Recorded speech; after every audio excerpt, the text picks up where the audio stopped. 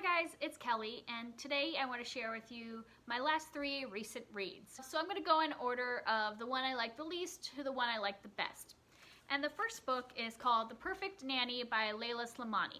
And this actually has another name. It's called Lullaby in Europe and in some other countries. So you might have recognized this cover but seen it with a different title. And this is about the perfect nanny. And it is about a nanny and the family she works for. And from the very first sentence, we find out that the baby is dead. So it is kind of like the mystery of how we got to the baby dying. And I think that the problem with this book is how it was marketed. So I gave this book a 3-star, and originally I think it was marketed as a thriller, but to me it's more like a literary fiction book that just happens to involve a murder. And that would be a better expectation in going into this book, that it is more like a character study of how somebody can get to the point of committing a murder instead of actually thriller. Because if you look up like the definition of a thriller, it's like a book or movie or play that involves an exciting plot, typically has a crime, but the main focus is the exciting plot. And I would not call this an exciting plot. It starts off the first chapter with a bang, but then we're pretty much just learning about the characters and their psyche and all that through the rest of the book. So I would not call that a thriller. So I might have gone in with a little bit more expectations, but this is a really well-written book, in my opinion. I found it very compulsive to read. I read it in like 2 sittings because it's not that long, and it really sucked me in, like the character sucked me in, so I really wanted to read it and read it really fast. So I enjoyed the actual reading experience, and the beginning really drew me in. The very first chapter is very graphic, so if you have a problem like reading anything about children and death, then you might want to skip this, because that first chapter is pretty gut-wrenching, but then after that it really is more of a character study, so you don't have to worry about that happening throughout the whole book. But it is kind of, that first chapter was hard to get past, but then like it hooked me in because I wanted to know how somebody gets to the point of doing that. And then we start following our main character Louise, who is the nanny, and the family, like the mom, the dad, and the 2 kids in this Parisian family. This is a translated work, just so you know. It was written by, I think, a French-Moroccan author. And so it was written in French and then translated into English. And I, at the beginning, was really hooked by the characters, especially the mother. As a mother of small children, my kids are very similar in age to the kids in this book. I instantly felt connected to her because at the beginning, the reason they get a nanny is that first child, she really wanted to be at home. She was loving the experience of being a mother. And then the second child come, and she just kind of felt like she lost who she was and just felt like chaotic all the time. And as a mom of 2 kids, I can relate to that. So I really felt connected to that mom. And so then she goes back to work and they need to find a nanny, obviously. So characters were really compelling.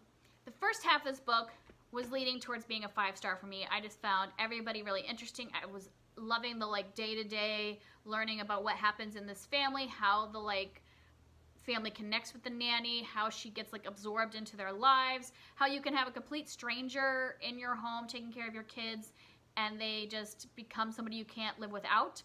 All that was really interesting.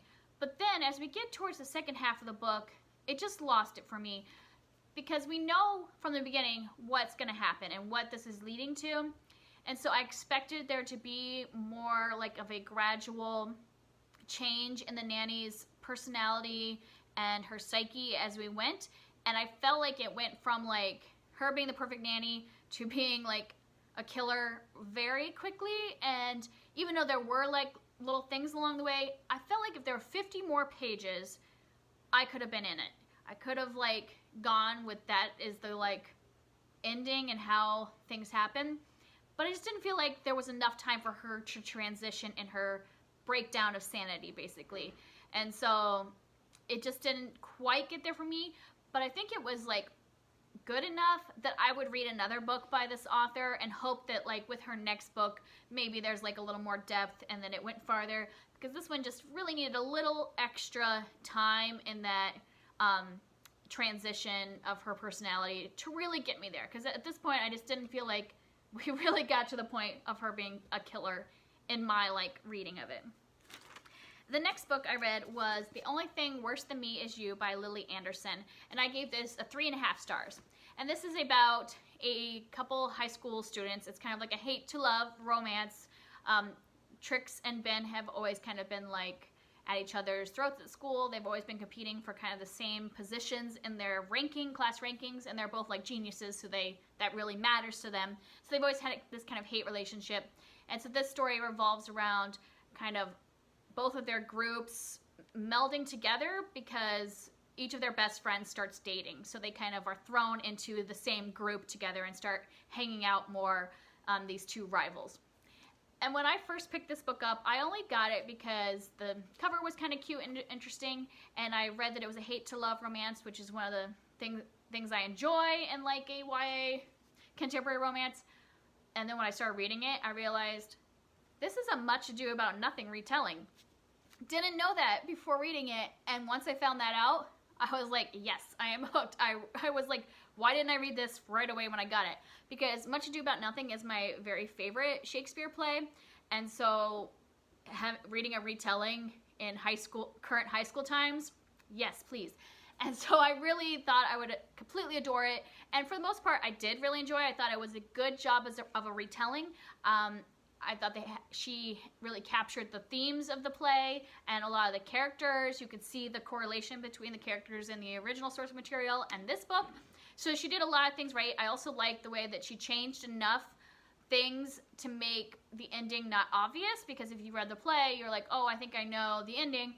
But she changed enough to keep it true to the story without being an exact copy and losing some of that kind of mystery in what an ending of a book is. So I did think she did a great job as it being a retelling.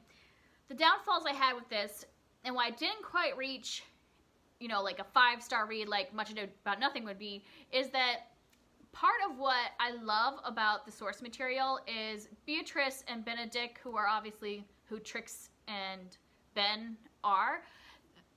In the play, what makes them like one of my favorite couples of all time is their banter is so witty and so clever, and that even though they hate each other at the beginning, the way that they fight is so humorous for the audience and like entertaining and lighthearted at the same time as being like that they don't like each other, where in this book she just didn't quite capture that.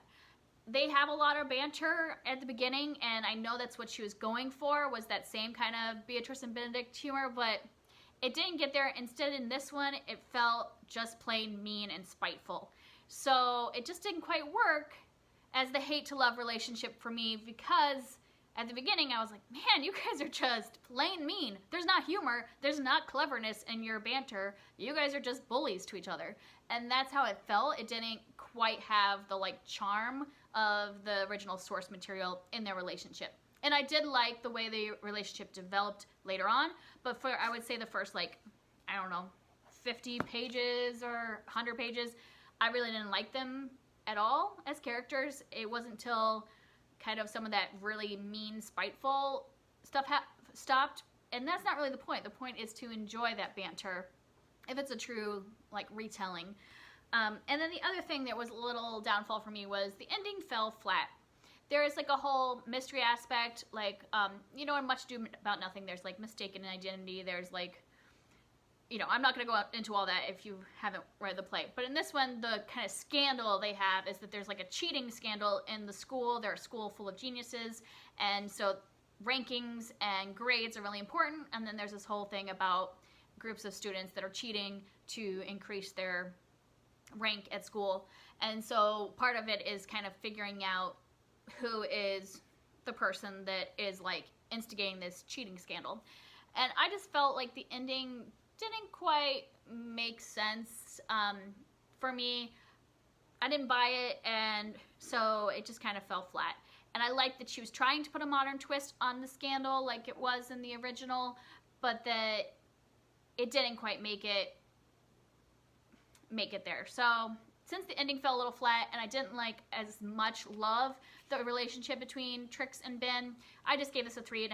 It was fun and entertaining. I loved the like comparisons between the like source material and this, but it just didn't work completely for me, so I wouldn't necessarily like highly recommend it. But if you are a Much Ado About Nothing fan, then I would say you might want to read this just as kind of like being a fan. But if you're not, then I don't know if there would be a lot there for you.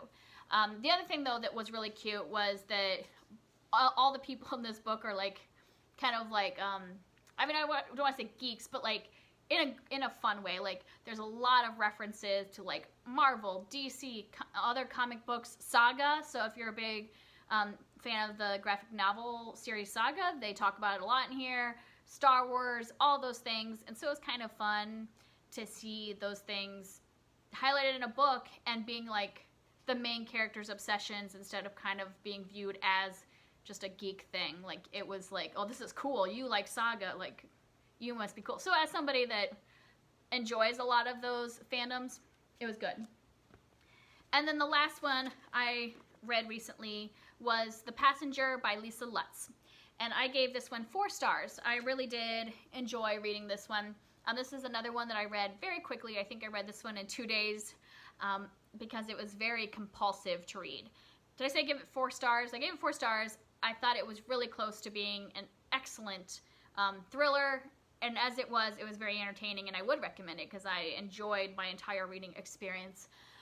This is I don't want to give it a lot because it is, like, I would say, a true thriller in the fact that there's a lot happening along the way, so you don't really want to know a lot. So we're basically just following this woman who is on the run and kind of is changing identities, changing her, you know, like her looks and all that stuff in order to run from something in her past. And that's really all you know at the beginning. And I feel like in a lot of these kind of books where somebody is running and has to constantly be changing who they are, it can be really repetitive, but I found this one entertaining throughout the whole thing. I liked the way her life changed as she had to like pick up and go. I enjoyed a lot of the interaction she had with people along the way. So I found myself entertained the whole time. And I thought that Lisa Lutz did a great job of building the anticipation for whatever this big reveal would be. Like, obviously there's something that's causing her to run, something happened in her past, and we're getting little things along the way, kind of letting us know somewhat what it is. But there was a lot of anticipation built of like, what happened that made this woman have to live this life? So I was like really anticipating the end, and the reason it didn't make it 5 stars for me because when we actually got to the point where we found out the reveal, I was a little disappointed. And when I say disappointed, I'm not disappointed in what the reveal actually was. I thought it was fine. I thought it was a good way of wrapping it up, but I didn't like the way it was given to us. I felt like it was a big info dump. If anybody ever reads Agatha Christie, that's one of the things that doesn't make Agatha Christie 5 stars for me usually, is that like at the very end she just dumps on there like, this is the solution, and no like weaving into the narrative. It's just like, bam, here's exactly what happened. And I'm not like a huge fan of that. I'd rather it be woven into the story and us kind of like hear about it little by little, but that's exactly what happens in this. When we get there, it's basically like a chapter where she just lays out the whole story. This is what happened. And, you know, some people might not be bothered by that. Maybe if you're someone that's okay with a big, like, tell, not show, then fine. But, like, for me, I just wanted it to be woven in a little bit more than it was. I think that would have made it 5 stars, because I did think it was, like, compulsive read and kept me interested. So that was the one thing. If it had just been a little more narrative-based instead of, like, or a little more plot-based, the reveal, instead of just like, here, let me tell you exactly what happened. Now let's go back to how it is resolved, or whatever, you know, the ending. So that's it. I would recommend it though, because I did find it entertaining the entire time through. And those are my 3 books that I read recently. If you've read any of these, I'd love to hear more of your thoughts about it, because I know a couple of them are fairly popular books. This one gets really good ratings for the most part. So let me know what you think or what you're currently reading. Bye!